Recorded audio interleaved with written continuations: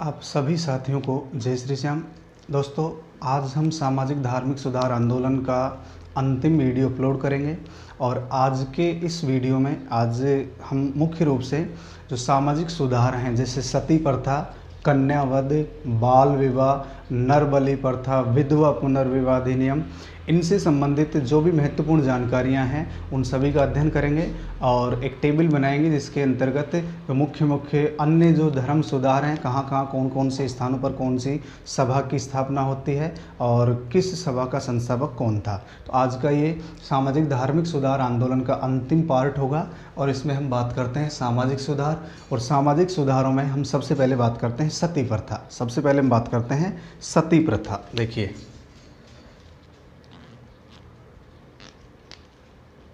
सती प्रथा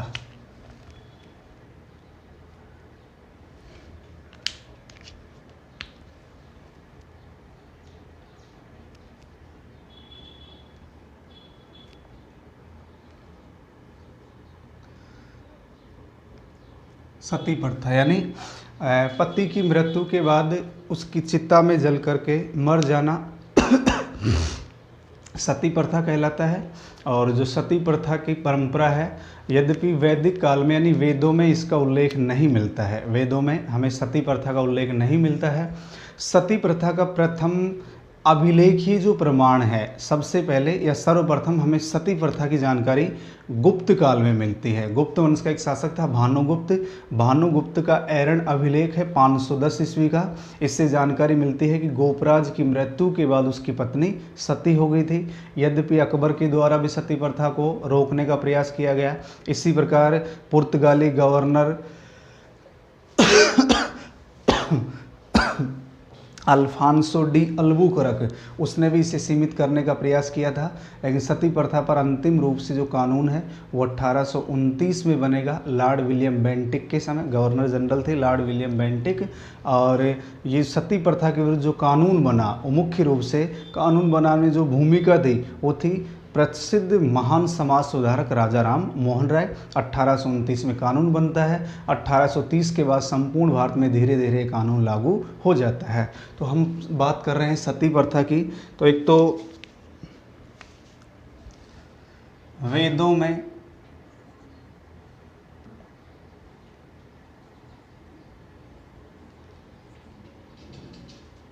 सती प्रथा के साक्ष्य नहीं मिलते। वेदों में सती प्रथा के साक्ष्य नहीं मिलते। और जो प्रथम साक्ष्य है सती प्रथा का, प्रथम साक्ष्य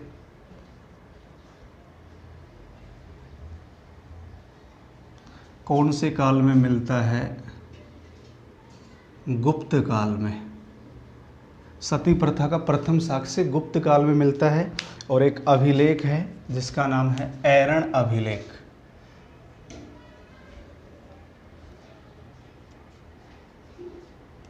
ऐरण अभिलेख ये 510 ईस्वी का अभिलेख है। ऐरण अभिलेख ये 510 ईस्वी का अभिलेख है। तो इससे हमें क्या जानकारी मिलती है? ये भानुगुप्त का अभिलेख है। भानुगुप्त के इस लेख से जानकारी मिलती है कि गोपराज की मृत्यु के बाद,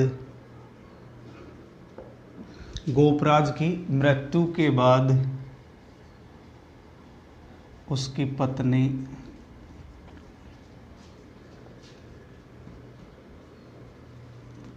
सती हो गई थी। गोपराज की मृत्यु के बाद उसकी पत्नी सती हो गई थी। तो सती प्रथा का प्रथम अभिलेखीय साक्ष्य है ये। सती प्रथा का प्रथम अभिलेखीय साक्ष्य, प्रथम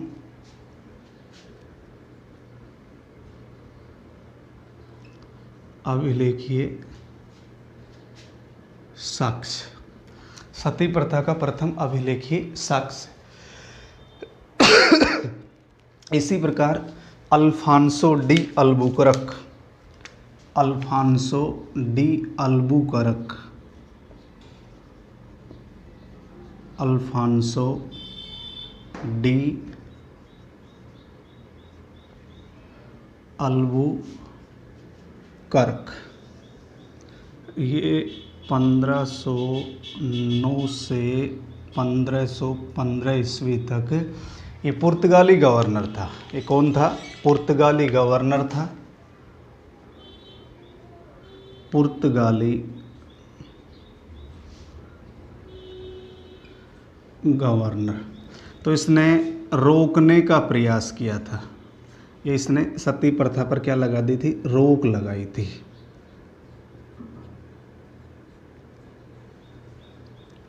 ये जब हम यूरोपीय कंपनियों का भारत में आगमन होगा उस समय अध्ययन करेंगे। इसकी एक नीति थी कि एक तो सती प्रथा पर इसने रोक लगाई और एक इन्होंने पुर्तगाली जो पुरुष थे उन्हें कहा कि आप यहाँ की महिलाओं से विवाह कीजिए ताकि पुर्तगालियों की संख्या बढ़ती रहे, पुर्तगालियों की बस्ती में इजाफा हो। वो जब हम आधुनिक भारत का अध्ययन करेंगे, आधुनिक भारत में यूरोपीय कंपनियों का आगमन का अध्ययन करेंगे, वहाँ चर्चा करेंगे। तो अल्फांसो डी अल्बुकरक जो पुर्तगाली गवर्नर था, इसने रोक लगाई।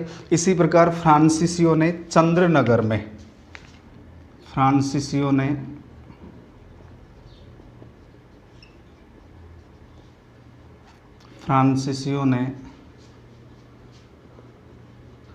चंद्रनगर में रोक लगाई।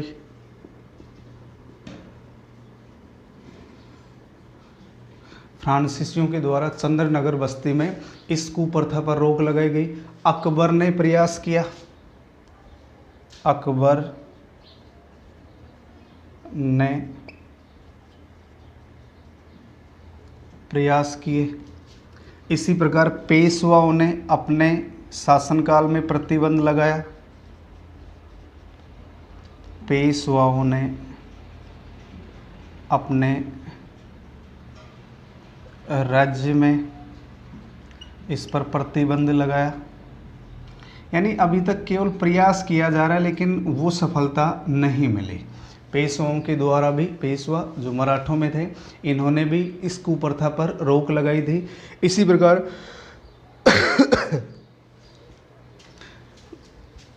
लॉर्ड कॉर्नवालिस,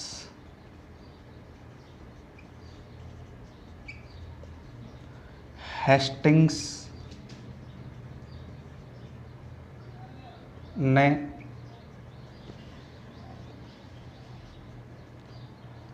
रोक लगाने का प्रयास किया।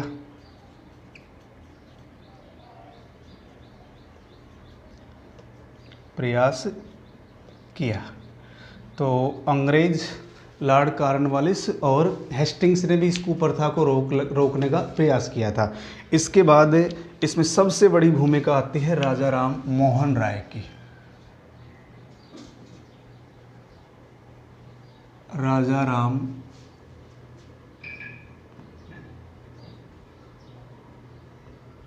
मोहन राय ने संवाद कौमुदी, हम चर्चा भी कर चुके हैं, संवाद कौमुदी में इस कुप्रथा पर जोरदार प्रहार किया। संवाद कौमुदी में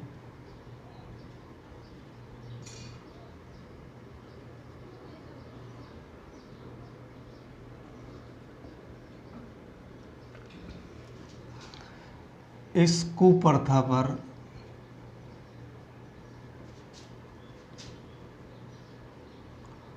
इस कुप्रथा का विरोध किया। तो राजा राम मोहन राय के बारे में हम डिटेल से अध्ययन कर चुके हैं। इसके बाद Lord William Bentinck, Lord William Bentinck ने 8 नवंबर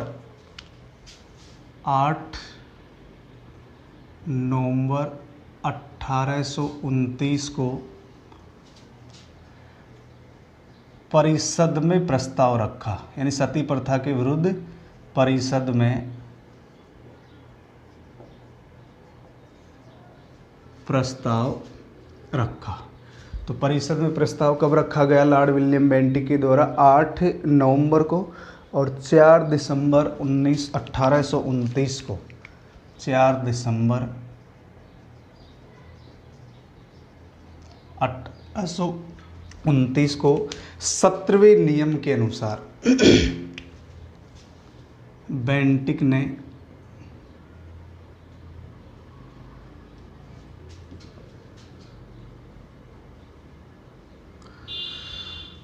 सत्रहवें नियम के अनुसार इसे गैर कानूनी घोषित कर दिया। तो 4 दिसंबर 1829 को बेंटिक के द्वारा 17वें नियम के अनुसार इसे गैर कानूनी घोषित कर दिया गया। सर्वप्रथम यह बंगाल में लागू हुआ। सर्वप्रथम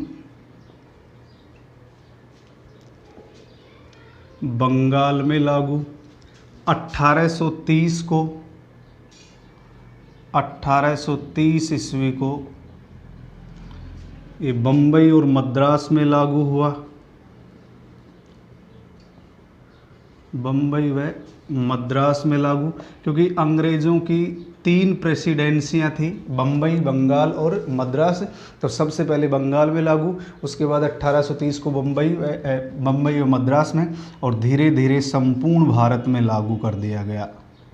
धीरे धीरे संपूर्ण भारत में ये लागू कर दिया गया। तो हम सामाजिक सुधार की बात कर रहे हैं। सामाजिक सुधार में पहला बिंदु है आपका सती प्रथा। तो वैदिक काल में या वेदों में इस प्रथा के साक्ष्य हमें नहीं मिलते हैं। सती प्रथा का जो पहला अभिलेखीय प्रमाण है वो गुप्त काल में भानुगुप्त के एरन अभिलेख से मिलता है, जो 510 ईस्वी का है। इस अभिलेख से जानकारी मिलती है कि गोपराज की मृत्यु के बाद उसकी पत्नी सती हो गई थी। तो ये सती प्रथा का प्रथम अभिलेखीय साक्ष्य हो गया। पुर्तगाली गवर्नर था Alphonso de Albuquerque. Alfonso de अल्बुकरक 1509 से 1515 तक रहा। इसने इस प्रथा पर रोक लगाई। फ्रांसीसियों ने चंद्रनगर बस्ती में रोक लगाई। अकबर ने प्रयास किया, पेशवाओं ने प्रयास किया, लॉर्ड कॉर्नवालिस हेस्टिंग्स, इन्होंने इस कुप्रथा को रोकने का यद्यपि प्रयास किया लेकिन सफलता नहीं मिली। इसके बाद राजा राम मोहन राय ने संवाद कौमुदी के माध्यम से इस कुप्रथा का विरोध किया। इन्होंने लॉर्ड विलियम बेंटिक के ऊपर दबाव बनाया और बेंटिक ने 8 नवंबर 1829 को परिषद में प्रस्ताव रखा।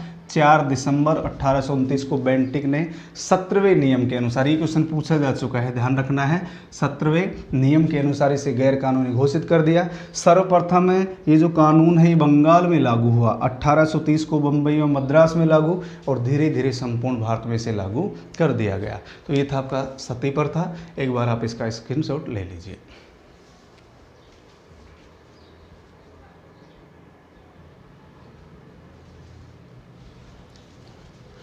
इसके बाद देखिए दोस्तों, इसके बाद अगली जो कुप्रथा है वो है शिशुवध अथवा कन्यावध। शिशुवध अथवा कन्यावध।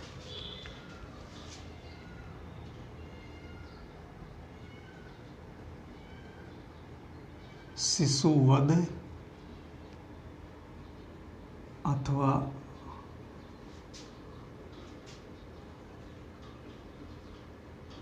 कन्यावध। शिशुवध अथवा कन्यावध, ये जो परंपरा थी मुख्य रूप से शिशुवध में मुख्य रूप से छोटी बच्चियों की हत्या कर दी जाती थी। ये जो कुप्रथा थी मुख्य रूप से बंगालियों व राजपूतों में प्रचलित थी, यानी लड़की को आर्थिक भार समझ करके उसे मार दिया जाता था। पंजाब के शासक थे रणजीत सिंह। रणजीत सिंह के पुत्र दलीप सिंह ने भी कहा है कि उसकी बहनों को बोरी में बंद करके नदी में फेंक दिया गया। उसने कहा कि मैंने खुद अपनी आंखों से देखा है कि उसकी अपनी स्वयं की बहनों को बोरी में बंद करके नदी में फेंक दिया गया। तो एक कुप्रथा थी सर जॉन शोर के द्वारा सबसे पहले बंगाल में इस पर रोक लगाई जाएगी। सो इसके बाद अगला जो पार्ट है वो है शिशुवध अथवा कन्यावध। मुख्य रूप से कन्यावध होगा। मुख्य रूप से क्या होगा? ये कन्यावध। तो यह कुप्रथा मुख्य रूप से बंगालियों व राजपूतों में प्रचलित थी। मुख्यतः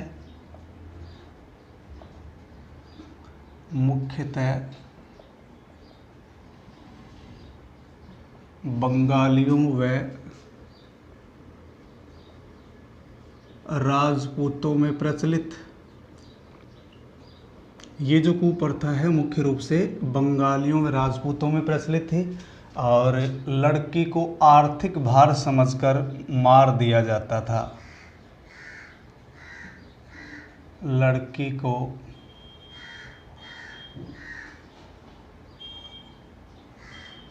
आर्थिक भार समझकर मार दिया जाता था। खुद दलीप सिंह जो पंजाब के शासक रहे, दलीप सिंह के अनुसार जो रणजीत सिंह का पुत्र था,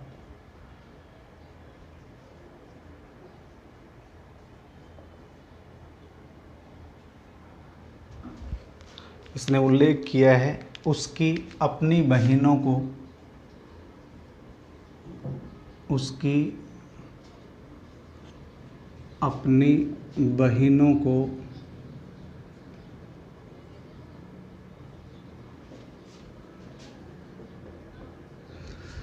बोरी में बंद करके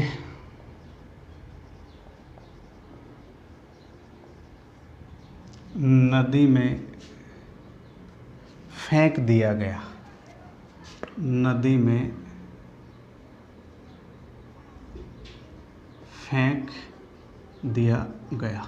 ये खुद रणजीत सिंह का पुत्र था दलीप सिंह, ये उल्लेख करता है कि उसकी अपनी बहनों को बोरी में बंद करके नदी में फेंक दिया गया।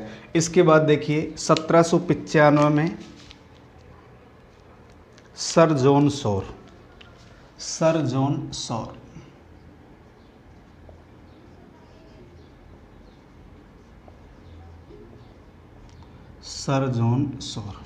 तो इसने 1795 में बंगाल नियम 21 के तहत 1795 ईस्वी को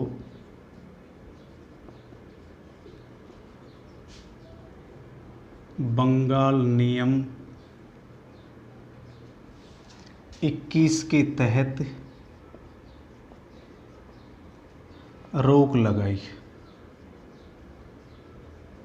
एक तो सर जॉन शोर ने बंगाल नियम 21 के तहत 1795 में इस पर रोक लगाई। 1804 में वेलेजली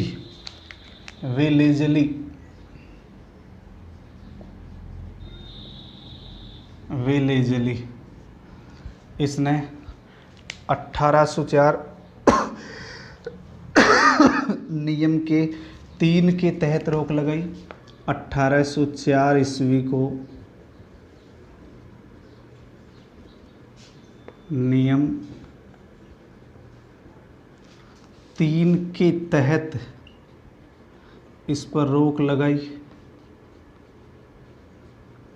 तो सबसे पहले जो प्रयास है वो कौन कर रहा है? सर जॉन शोर 1795 में। सर जॉन शोर 1795 को बंगाल नियम 21 के तहत रोक लगाता है। वेलेजली 1804 में नियम 3 के तहत रोक लगाता है।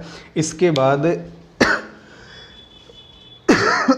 लॉर्ड विलियम बेंटिक ने राजपूताना क्षेत्र में रोक लगाई।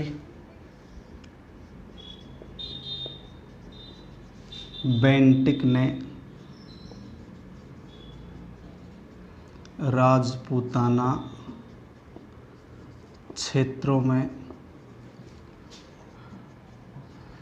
रोक लगाई। लॉर्ड विलियम बेंटिक ने रोक लगाई और लॉर्ड होर्डिंग के समय संपूर्ण भारत में इसके ऊपर रोक लगा दी गई।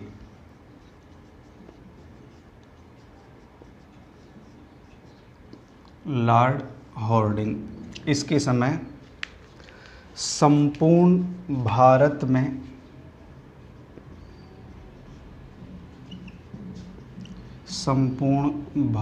में इस कुप्रथा पर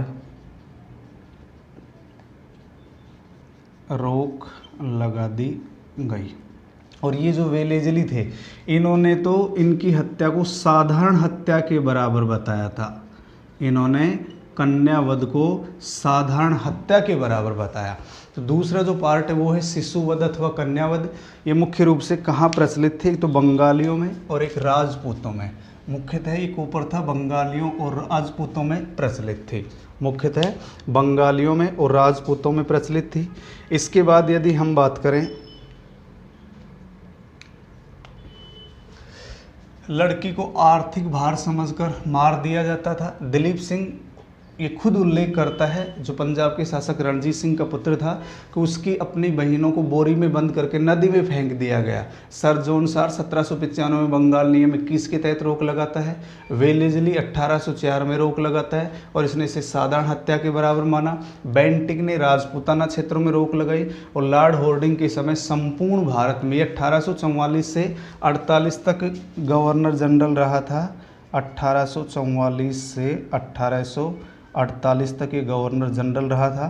तो इसने संपूर्ण भारत में इसके ऊपर था पर रोक लगाई। तो ये था आपका शिशुवध अथवा कन्यावध। इसके बाद नंबर 3 हम बात करें, दास प्रथा।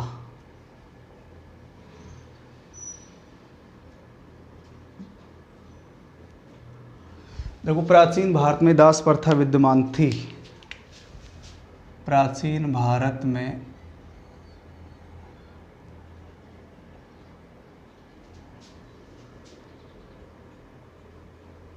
दास प्रथा विद्यमान थी। कौटिल्य, जिसकी हम चर्चा कर चुके हैं, मौर्य काल में कौटिल्य ने 9 प्रकार के दास बताए हैं। कौटिल्य ने 9 प्रकार के दास बताए हैं। लेकिन भारत में जो यूनानी राज्य हैं उन जैसा व्यवहार नहीं किया जाता, नहीं, दासों के साथ यानी उचित व्यवहार किया जाता था। इसीलिए मैगस्थनीज ने बताया था कि भारत में दास प्रथा नहीं है। मैगस्थनीज ने कहा था कि भारत में दास प्रथा नहीं है, क्योंकि मैगस्थनीज को यहाँ दासों जैसी स्थिति नहीं लगी। यूनानी राज्यों में, यूरोपीय राज्यों में दासों के साथ कठोर व्यवहार किया जाता था। तो मैगस्थनीज ने बताया कि भारत में दास प्रथा नहीं है, भारत में दास प्रथा नहीं है। लेकिन दास प्रथा थी, घरेलू दास दासियां रखने की परंपरा हुआ करती थी। इसी प्रकार आपने एक नाम सुना होगा, फिरोज शाह तुगलक। एक शासक है जिसका नाम है फिरोज शाह तुगलक।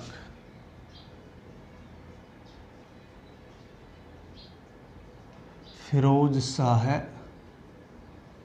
तुगलक ये 1351 ईस्वी से 1388 ईस्वी तक दिल्ली सल्तनत यानी आपके तुगलक वंश का शासक था फिरोज शाह तुगलक। इसके समय सर्वाधिक दास थे 1,80,000। तो इसके समय एक तो सर्वाधिक दास थे, इसके समय दासों की संख्या थी सर्वाधिक।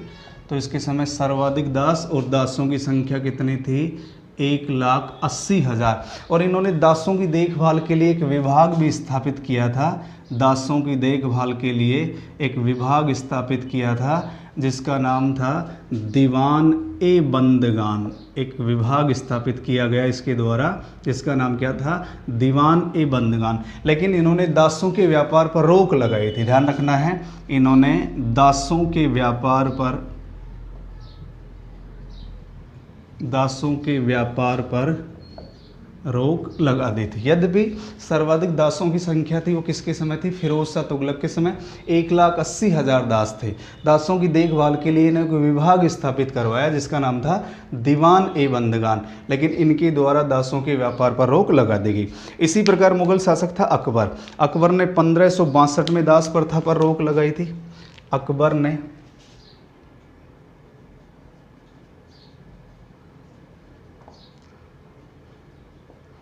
1562 में रोक लगाई। मुगल शासक अकबर था। अकबर ने दास प्रथा पर रोक कब लगाई थी? 1562 में। लॉर्ड कॉर्नवालिस ने 1789 में दासों के व्यापार पर प्रतिबंध लगाया। लॉर्ड कॉर्नवालिस ने 1795 ईस्वी में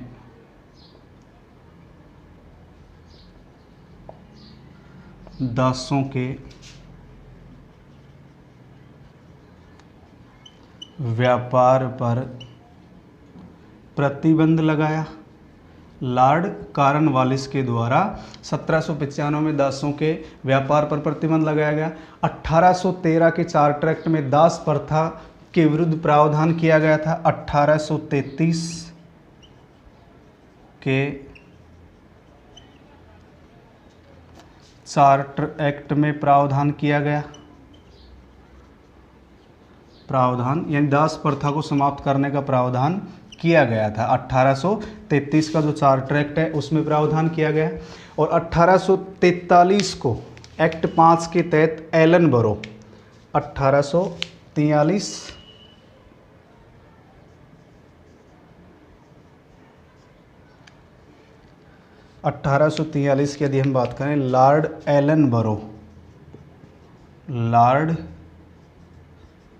एलनबरो ने एक्ट 5 के तहत इस प्रथा को गैर कानूनी घोषित कर दिया, गैर कानूनी घोषित किया। अब एक बार पुनः देखिए, दास प्रथा की बात कर रहे हैं अपन। तो दास प्रथा भारत में प्राचीन काल से ही विद्यमान थी, लेकिन दासों के साथ उचित व्यवहार किया जाता था। इसीलिए तो मैगस्थनीज ने क्या कहा कि भारत में दास प्रथा नहीं है। मैगस्थनीज ने क्या कहा कि भारत में दास प्रथा नहीं है, जबकि कौटिल्य ने 9 प्रकार के दास बताए हैं। फिरोज शाह तुगलक के समय सर्वाधिक दास थे 1,80,000, और इसने दासों की देखभाल के लिए एक विभाग स्थापित किया था, दीवान ए बंदगान। लेकिन इन्होंने दासों के व्यापार पर रोक लगा दी थी, दासों के क्रय विक्रय पर इन्होंने रोक लगाई। अकबर ने 1562 में, लॉर्ड कॉर्नवालिस ने 1795 में दासों के व्यापार पर प्रतिबंध लगाया। 1813 का जो चार्टर एक्ट था उसमें दास प्रथा को समाप्त करने का प्रावधान रखा गया। और 1843 इंपॉर्टेंट है, लॉर्ड एलनबरो ने एक्ट 5 के तहत, जिस प्रकार आपका जो सती प्रथा है, सती प्रथा वो 17 के तहत प्रतिबंधित किया गया था, इसी प्रकार दास प्रथा को लॉर्ड एलनबरो ने एक्ट 5 के तहत गैर कानूनी घोषित कर दिया।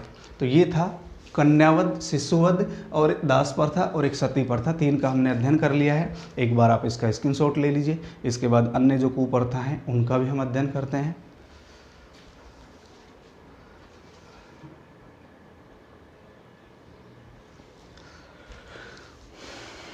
इसके बाद देखिए दोस्तों, तीसरी कुप्रथा है बाल विवाह।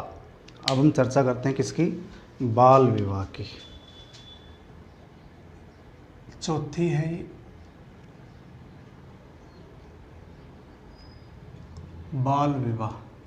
तो ये भी समाज में कुप्रथा थी, भारतीय समाज में। यदि राजस्थान की बात करें, आखा तीज के अवसर पर सर्वाधिक बाल विवाह का आयोजन आज भी किया जाता है। यानी चाहे समाज में कितने भी सुधार हो, सरकार कितनी भी योजनाएं बनाए, सरकार कितने भी प्रतिबंध लगा ले, लेकिन आज भी राजस्थान में आखा तीज के अवसर पर बाल विवाह आयोजित किए जाते हैं।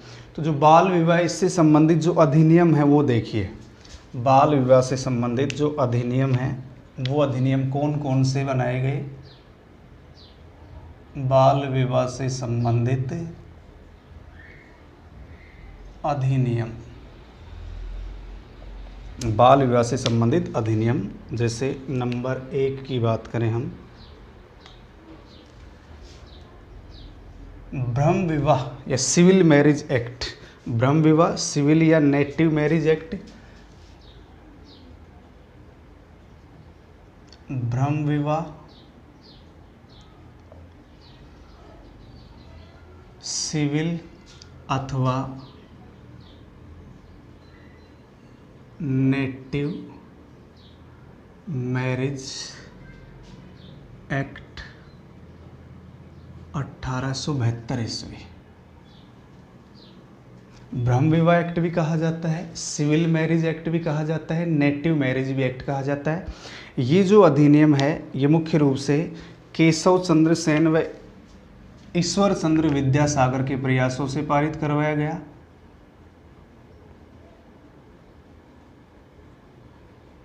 मुख्य भूमिका केशव चंद्र सेन की थी, वह ईश्वर चंद्र विद्यासागर के प्रयासों से। इसके तहत विवाह की आयु निर्धारित की गई।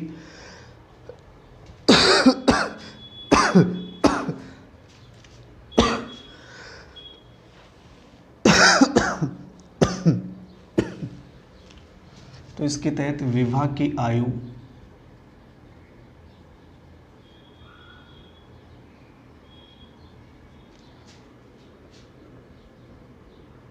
लड़का और लड़की 18 वर्ष और 14 वर्ष।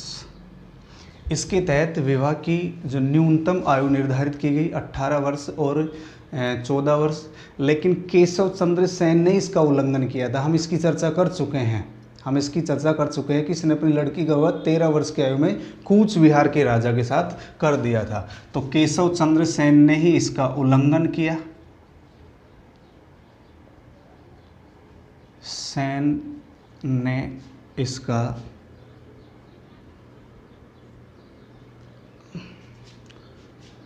उल्लंघन किया। इसी प्रकार ये जो एक्ट था, इसके तहत,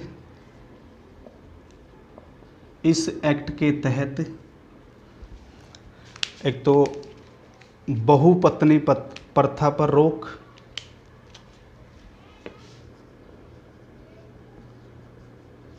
बहुपत्नी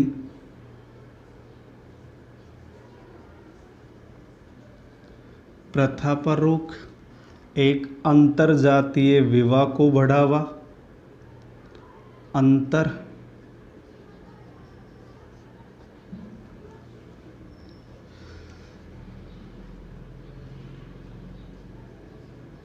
अंतरजातीय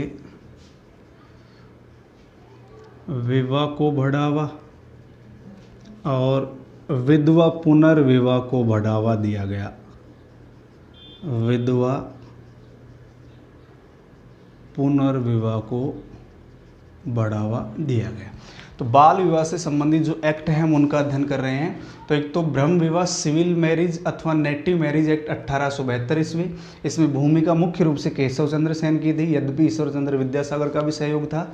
इसके तहत विवाह की आयु 18-14 वर्ष, लेकिन केशव चंद्र सेन ने ही इस अधिनियम का विरोध किया था। अपनी लड़की का विवाह 13 वर्ष की आयु में कर दिया था। इसके तहत बहुपत्नी, इस जो अधिनियम था ये, इसके तहत बहुपत्नी प्रथा पर रोक, अंतरजातीय विवाह को बढ़ावा, विधवा पुनर्विवाह को बढ़ावा दिया गया। दूसरा जो अधिनियम है वो है एज ऑफ कंसेंट एक्ट, जिसकी चर्चा भी हम कर चुके हैं। दूसरा जो अधिनियम है एज ऑफ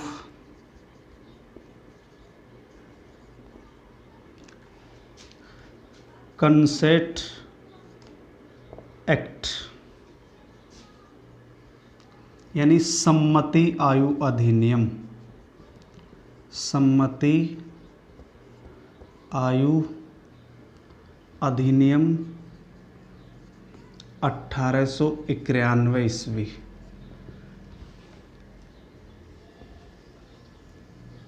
और ये अधिनियम किसके प्रयासों से पारित किया गया था? B.M. मालाबारी के प्रयासों से। B.M. ये पारसी धर्म सुधारक थे, मालाबारी के प्रयासों से।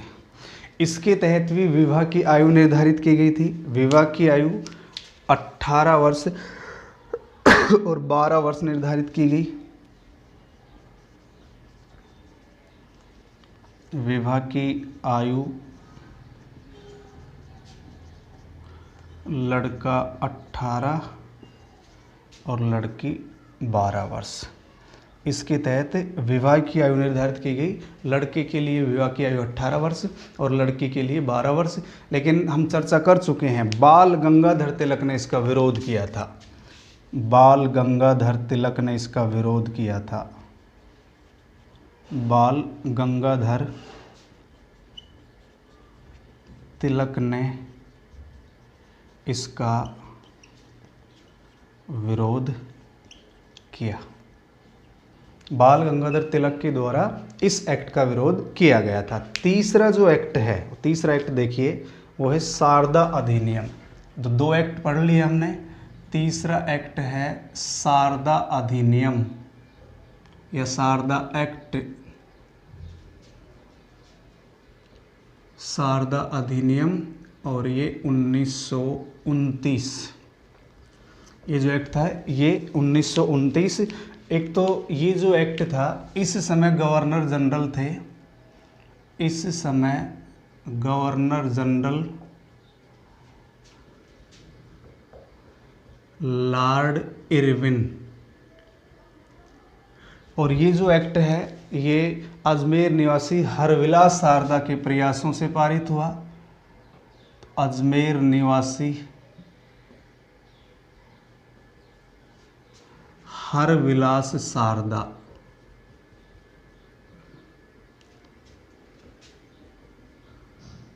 के प्रयासों से ये एक्ट पारित किया गया था। और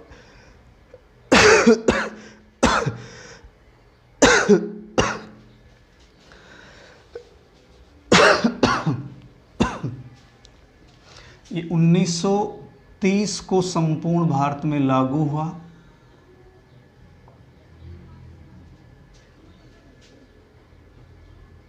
संपूर्ण भारत में लागू हुआ।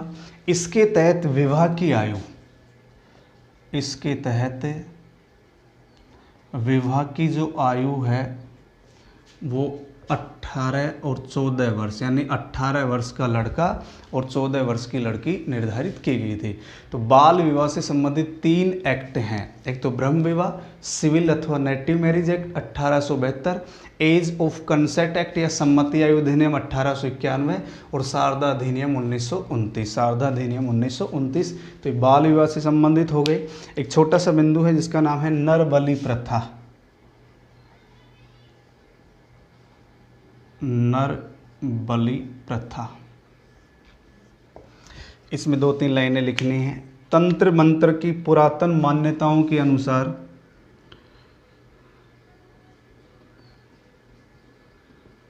तंत्र मंत्र की पुरातन मान्यताओं के अनुसार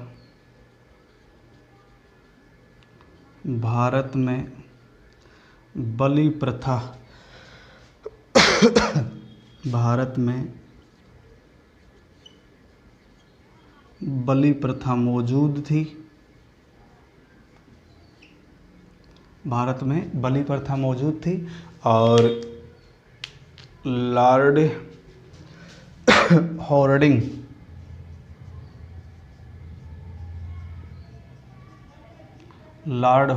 ने इसे रोकने का प्रयास किया। लॉर्ड हॉर्डिंग ने इसे रोकने का प्रयास किया और हॉर्डिंग ने कैंपबेल नामक अधिकारी को नियुक्त किया था। इसने कैंपबेल नामक अधिकारी को नियुक्त किया था। इस कार्य के लिए, यानी नरबलि प्रथा को रोकने के लिए लॉर्ड हॉर्डिंग ने किसे नियुक्त किया था? कैंपबेल को। तो ये हो गया बाल विवाह और एक हो गया आपका नरबलि।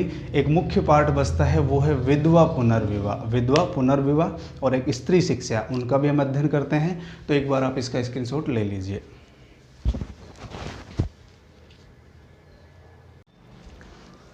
इसके बाद देखिए दोस्तों, 2 पार्ट और बचे हुए हैं आपके।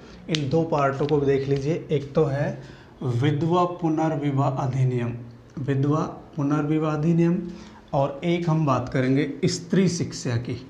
विधवा पुनर्विवाह अधिनियम और एक हम बात करेंगे स्त्री शिक्षा की। इनको भी समझ लीजिए। देखिए, विधवा पुनर्विवाह में सर्वाधिक जो भूमिका है वो किस किस की है? विधवाओं के पुनर्विवाह से संबंधित सर्वाधिक भूमिका किस किस की मानी जाती है? ब्रह्म समाज, ईश्वरचंद्र सर्वश्रेष्ठ यानी सर्वाधिक भूमिका की यदि हम बात करें, सर्वाधिक भूमिका किसकी होगी? ईश्वरचंद्र विद्यासागर की। लेकिन मुख्य रूप से बात करें ब्रह्म समाज, ईश्वरचंद्र विद्यासागर, धोंदो केशव कर्वे, विष्णु शास्त्री और वीरेशलिंगम पुंटोलू। वीरेशलिंगम पुंटोलू इनकी विधवा पुनर्विवाह में महत्वपूर्ण भूमिका मानी जाती है, यानी विधवाओं का पुनर्विवाह करवाने में इनकी महत्वपूर्ण भूमिका थी। जैसे हम ईश्वरचंद्र विद्यासागर की बात करें, इसे रोकने के लिए डलहौजी के पास एक प्रार्थना पत्र प्रस्तुत करते हैं, और ये बात कब की? 1856 की। 1856 में गवर्नर जनरल डलहौजी थे, यद्यपि 1856 में ही नए गवर्नर जनरल चेंज होके आएंगे, वो आएंगे लॉर्ड कैनिंग। लॉर्ड कैनिंग तो इन्होंने विधवा पुनर्विवाह से संबंधित रोकने के लिए डलहौजी के पास प्रार्थना पत्र भेजा, जिसपे अनेक लोगों के हस्ताक्षर थे, जिस पर अनेक लोगों के हस्ताक्षर थे। अब 1856 में अधिनियम पारित हुआ, और अधिनियम की धारा 15 के अनुसार, और इस समय जो आपके गवर्नर जनरल होंगे वो होंगे लॉर्ड कैनिंग। तो ये जो विधवा पुनर्विवाह अधिनियम से संबंधित जो प्रारूप है वो प्रस्तुत को किसके पास किया गया था? लॉर्ड डलहौजी के पास। लेकिन ये जो अधिनियम पारित हुआ, अधिनियम पारित किसके समय होता है? लॉर्ड कैनिंग के समय। तो विधवा पुनर्विवाह अधिनियम किसके समय लागू हुआ? किसके समय लागू हुआ? तो हमारा उत्तर होगा लॉर्ड कैनिंग। और किसके पास भेजा गया था? ये प्रार्थना पत्र किसके पास भेजा गया था? लॉर्ड डलहौजी के समय। लेकिन विधवा पुनर्विवाह अधिनियम पारित किसके समय होता है? 1856 में लॉर्ड कैनिंग के समय। अब देखिए ईश्वरचंद्र विद्यासागर की बात करें, इन्होंने बंगाल में 35 विद्यालयों की स्थापना की। ये विद्यालय महिलाओं के लिए थे। ये विद्यालय किसके लिए थे? महिलाओं के लिए थे। इन्होंने 1856 से 60 के मध्य 25 विधवाओं का विवाह करवाया था। एक बहुत बड़ी उपलब्धि है उस समय की, यानी उस समय की स्थिति को देखते हुए ये बहुत बड़ी उपलब्धि थी इनकी। तो एक तो बंगाल में स्त्री शिक्षा के लिए 35 विद्यालयों की स्थापना की। 1856 से 60 के मध्य 25 विधवाओं का विवाह करवाया गया था। किसके द्वारा? ईश्वरचंद्र विद्यासागर के द्वारा। इन्होंने एक समाचार पत्र भी प्रकाशित किया था जिसका नाम था सोम प्रकाश। इनका कहना था कि ईश्वर के लिए सोचने हेतु मेरे पास वक्त नहीं है, अभी तो इस धरती पर ही बहुत कुछ करना बाकी है। इनका समाचार पत्र था सोम प्रकाश, और इन्होंने क्या कहा कि ईश्वर के बारे में सोचने हेतु मेरे पास वक्त नहीं है, अभी तो इस धरती पर बहुत कुछ करना बाकी है। तो ईश्वरचंद्र विद्यासागर के प्रयासों से मुख्य भूमिका किसकी है? अगर क्वेश्चन पूछ लिया जाए कि किस भारतीय धर्म सुधारक के नेतृत्व में, या किस भारतीय धर्म सुधारक के द्वारा विधवा पुनर्विवाह को मान्यता दिलाई गई, वो कौन हो जाएंगे? ईश्वरचंद्र विद्यासागर। दूसरे व्यक्ति हैं इसमें डी.के. कर्वे। डी.के. कर्वे, धोंदो केशव कर्वे। इन्होंने स्वयं एक विधवा महिला से विवाह किया था। इन्होंने स्वयं एक विधवा महिला से विवाह किया। 1899 को विडो होम की स्थापना की, यानी विधवा आश्रम। 1893 में विधवा विवाह मंडली की स्थापना की। 1955 में इसे भारत सरकार ने पद्म विभूषण और 1958 में भारत रत्न से सम्मानित किया था। ध्यान रखना है, वह समाज सुधारक जिसे भारत सरकार ने भारत रत्न से सम्मानित किया वो कौन हो जाएंगे? आपके डी.के. कर्वे, धोंदो केशव कर्वे। डी.के. कर्वे अथवा धोंदो केशव कर्वे। तो ये स्वयं एक विधवा से विवाह करते हैं। 1899 को विडो होम की स्थापना की। 1893 को विधवा विवाह मंडली की स्थापना की। 1955 में इन्हें पद्म विभूषण और 1958 में भारत रत्न से सम्मानित किया गया। तो वह भारतीय समाज सुधारक जिसे भारत सरकार के द्वारा भारत रत्न से सम्मानित किया गया वो कौन हो जाएंगे? डी.के. कर्वे। इसके बाद एक है विष्णु शास्त्री। इन्होंने विधवा विवाह समाज का गठन किया। विष्णु शास्त्री के द्वारा 1850 ईस्वी को विधवा विवाह समाज, विष्णु शास्त्री के द्वारा 1850 से हमने बात की अभी विष्णु शास्त्री, तो इन्होंने 1850 को विधवा विवाह समाज की स्थापना की, 1850 को। इसके बाद हम बात करते हैं स्त्री शिक्षा। स्त्री शिक्षा की यदि हम बात करें, सर्वप्रथम स्त्री शिक्षा का जो प्रयास है ये प्रथम प्रयास था। ये स्त्री शिक्षा से संबंधित प्रथम प्रयास था, और प्रथम प्रयास तरुण स्त्री सभा, ये ध्यान रखना है, 1819 को ईसाई मिशनरियों के द्वारा कलकत्ता में स्थापित की गई। तरुण स्त्री सभा का जो गठन है 1819 को कलकत्ता में किसके द्वारा स्थापित किया गया? ईसाई मिशनरी के द्वारा। तो स्त्री शिक्षा से संबंधित ये पहला प्रयास था। 1819 तरुण स्त्री सभा कलकत्ता ईसाई मिशनरी।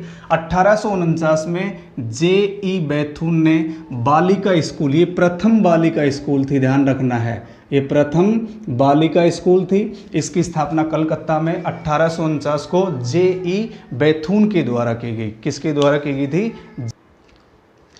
तो देखिए दोस्तों, 1849 में जे.ई. बैथून के द्वारा प्रथम बालिका विद्यालय स्कूल की स्थापना कहाँ की गई थी? कलकत्ता में। ईश्वर चंद्र विद्यासागर ने बंगाल में 35 विद्यालय खोले। 1854 में वुड डिस्पैच में प्रथम बार स्त्री शिक्षा पर बल दिया गया। ये हम बात करेंगे आधुनिक काल में, अंग्रेजी काल में शिक्षा का जो विकास होगा उसके बारे में हम अलग से वीडियो बनाएंगे। तो ध्यान रखना है, वुड डिस्पैच 1854 का वुड डिस्पैच, इसमें पहली बार स्त्री शिक्षा पर बल दिया गया था। पहली बार स्त्री शिक्षा पर बल 1854 के वुड डिस्पैच में दिया गया। 1880 में लेडी डफरिन अस्पताल की स्थापना की जाती है और ये मुख्य रूप से किसके लिए था? महिलाओं से संबंधित था। महिलाओं की सुविधाओं के लिए या महिलाओं से संबंधित 1880 को लेडी डफरिन की अस्पताल की स्थापना की जाती है। पंडिता रमाबाई, ये नारी आंदोलन का सूत्रपात करने वाली महिला, नारी आंदोलन का सूत्रपात करने वाली महिला कौन थी? पंडिता रमाबाई। 1916, ये भी महत्वपूर्ण लाइन है, ध्यान रखना है, 1916 में डी.के. कर्वे ने प्रथम महिला विश्वविद्यालय की स्थापना की थी। 1916 में डी.के. कर्वे ने प्रथम महिला विश्वविद्यालय कहाँ स्थापित किया? बम्बई में। और वर्तमान में इस विश्वविद्यालय का नाम क्या है? श्रीमती नाथीबाई दामोदर ठाकरसी महिला विश्वविद्यालय। ध्यान रखना है, ये भारत का प्रथम महिला विश्वविद्यालय है, भारत का प्रथम महिला विश्वविद्यालय है, जो किसके द्वारा स्थापित है? डी.के. कर्वे, बम्बई में। और वर्तमान में इसका नाम क्या है? श्रीमती नाथीबाई दामोदर ठाकरसी महिला विश्वविद्यालय। श्रीमती नाथीबाई दामोदर ठाकरसी महिला विश्वविद्यालय। 1927 में अखिल भारतीय महिला संघ की स्थापना होती है। महिलाओं के अधिकारों से संबंधित 1927 में अखिल भारतीय महिला संघ की स्थापना हुई। 1882 में ताराबाई शिंदे ने एक पुस्तक लिखी थी, स्त्री पुरुष समता। ताराबाई शिंदे ने स्त्री पुरुष समता पुस्तक लिखी। इसी प्रकार दो लाइनें और ध्यान रखना है, ठगी प्रथा का जो अंत है कर्नल स्लीमैन ने किया था। क्वेश्चन आया हुआ है, ध्यान रखना है, ठगी प्रथा का अंत 1830 को कर्नल स्लीमैन ने किया। और लॉर्ड नॉर्थब्रुक के समय विधवा विवाह को कानूनी मान्यता मिलती है। यानी 1872 का जो ब्रह्म विवाह एक्ट था वो इसके समय पारित हुआ था, लॉर्ड नॉर्थब्रुक के समय। तो विधवा विवाह को कानूनी मान्यता किसके समय मिलती है? लॉर्ड नॉर्थब्रुक के समय। एक बार पुनः देखिए आप, विधवा पुनर्विवाह, सर्वाधिक भूमिका ब्रह्म समाज, ईश्वरचंद्र विद्यासागर, धोंदो केशव कर्वे, विष्णु शास्त्री और वीरे सलिंगम पुंटोलू, इनमें इनकी भूमिका है। ईश्वरचंद्र विद्यासागर इसे रोकने के लिए सबसे पहले अनेक लोगों के हस्ताक्षर करवा करके, और हस्ताक्षर किसके पास भेजे जाते हैं? डलहौजी के पास 1856 में। लेकिन 1856 में डलहौजी का तबादला हो जाता है, नए गवर्नर जनरल आ जाते हैं लॉर्ड कैनिंग। तो ये जो अधिनियम है ये पारित किसके समय हुआ था? ध्यान रखना है, ये अधिनियम पारित किसके समय हुआ? लॉर्ड कैनिंग के समय। तो विधवा पुनर्विवाह अधिनियम 1856, गवर्नर जनरल कौन होंगे? Lord Canning. और किसके प्रयासों से? ईश्वरचंद्र विद्यासागर। ईश्वरचंद्र विद्यासागर ने बंगाल में 35 विद्यालयों की स्थापना की, महिलाओं से संबंधित थे। 1856 से 1860 के मध्य उस दौर में 25 विधवाओं का विवाह करवाया। एक बहुत बड़ी उपलब्धि थी ईश्वरचंद्र विद्यासागर की। 1859 में इन्होंने सोम प्रकाश समाचार पत्र प्रकाशित किया। इन्होंने कहा था कि ईश्वर के लिए सोचने हेतु मेरे पास वक्त नहीं है, ईश्वर के लिए सोचने हेतु मेरे पास वक्त नहीं है, अभी तो इस धरती पर बहुत कुछ करना बाकी है।